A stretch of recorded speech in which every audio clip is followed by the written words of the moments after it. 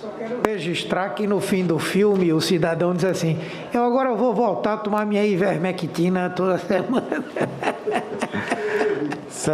E essa história do goleiro, já citada aqui em várias oportunidades, é boa, né? Porque nós somos 11 aqui, mas nós não entendemos muito de goleiro nem de zaga, não. Nós somos atacantes. Obrigado, senador Renan. Senador Tasso Gereissati, Vossa Excelência tem 15 minutos com a tolerância dessa presidência. Senador Tasso está no sistema remoto. Como eu prometi, logo em seguida será o senador Jorginho. Senador Tasso, Vossa Excelência. Bom dia, presidente. Bom dia, doutora Natália. Bom dia, doutor Cláudio, senhoras senadoras e senadoras. Eu aqui pedindo a paciência do senador Jorginho, você tentar ser o mais breve possível, mas para os dois, doutora Natália e doutor Cláudio, eu, de tudo que eu vi aqui, fico extremamente preocupado e queria saber se entendi direito. Nós temos uma terceira onda, ou a terceira onda em cima da segunda onda, como quer que seja chamado, evidente. Aí, evidente, alguns estados, como São Paulo, Rio Grande do Sul, já acontecendo aparentemente. Ao mesmo tempo, algumas das premissas que a doutora Natália colocou, como a existência de uma grande promoção, comunicação intensa para educar a população sobre os riscos da pandemia e do distanciamento, do não distanciamento social e necessidade de uso de máscaras, não existe, continua não existindo, e pelo contrário. Ainda ontem, o próprio presidente da República declarou que iria fazer uma recomendação ao ministro da Saúde para que fizesse um parecer sobre a não necessidade de uso de máscaras para aqueles já vacinados e para os que já tiveram a doença, indo diretamente na contramão do que a doutora Natália e o doutor Cláudio estão falando. Ao mesmo tempo, nós temos visto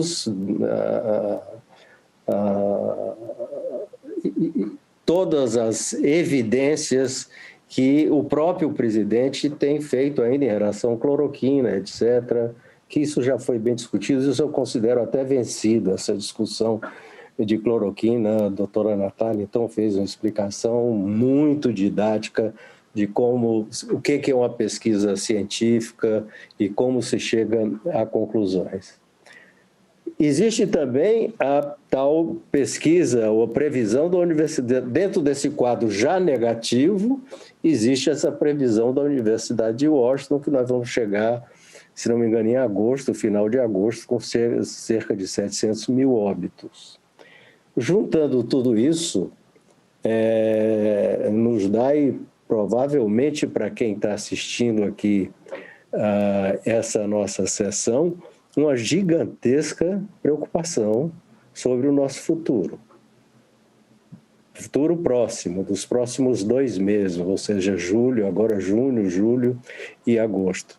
Então, seriam necessárias medidas urgentes, já que nós não temos possibilidades de aumentar a vacinação, aparentemente não temos, pela falta, a curto prazo, pela própria falta da vacina, nós teríamos necessidade de urgentemente, eu diria, pelo que eu estou entendendo, e doutora Natália e doutor Cláudio, que me corrijam, de quase que desesperadamente, para evitar mais cerca de 150 mil óbitos dentro dessas previsões, de uma campanha de isolamento social e uso de máscaras mais enérgica e mais enfatizada ainda. E o que está acontecendo é o oposto. O meu entendimento está correto? Essa é a minha pergunta. Obrigada, senadora.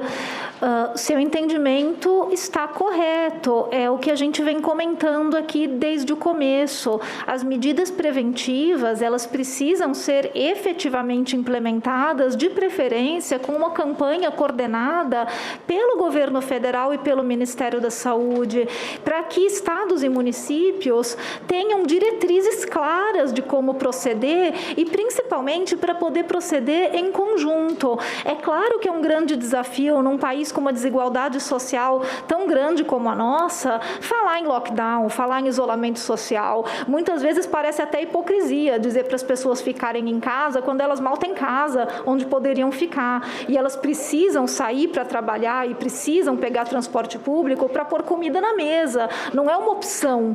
Não é tão simples para a maior parte da população brasileira falar em home office, ficar em casa, ficar na frente do computador. Isso é um privilégio para poucos.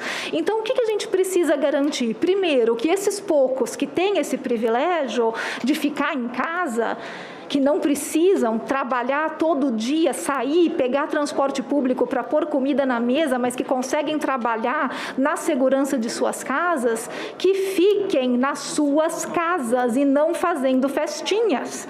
Então, primeiro, a gente precisa de campanhas de conscientização das nossas classes mais privilegiadas, para que essas pessoas realmente façam sua parte, reduzindo a circulação de pessoas na comunidade, nas cidades, porque tem pessoas que não têm essa escolha, mas infelizmente o que a gente vê são pessoas que têm essa escolha fazendo a escolha de sair, de se expor, de ir a bares, restaurantes, festas. Então, primeiro fazer essa campanha realmente pesada de conscientização, de cidadania, de solidariedade, para aquelas pessoas que podem.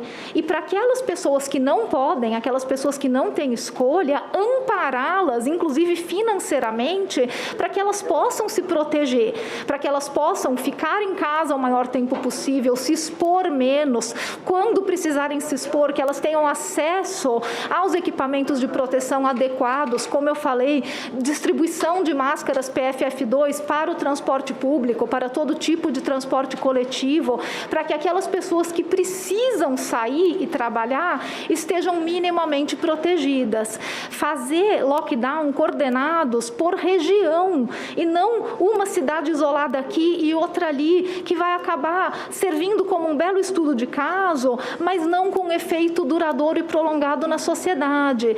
E para coordenar isso, precisa de uma coordenação regional, de uma coordenação centralizada. E precisa, claro, de auxílio governamental, de auxílio financeiro para amparar os vulneráveis. Isso tudo, senador, é algo que infelizmente nunca foi coordenado, nunca foi centralizado no governo federal e no Ministério da Saúde. Bem pelo contrário, não tem diretrizes claras, estados e municípios foram deixados à própria sorte e, como o Cláudio falou, isso pode parecer democrático, mas na verdade isso é só falta de comando central e de vontade política.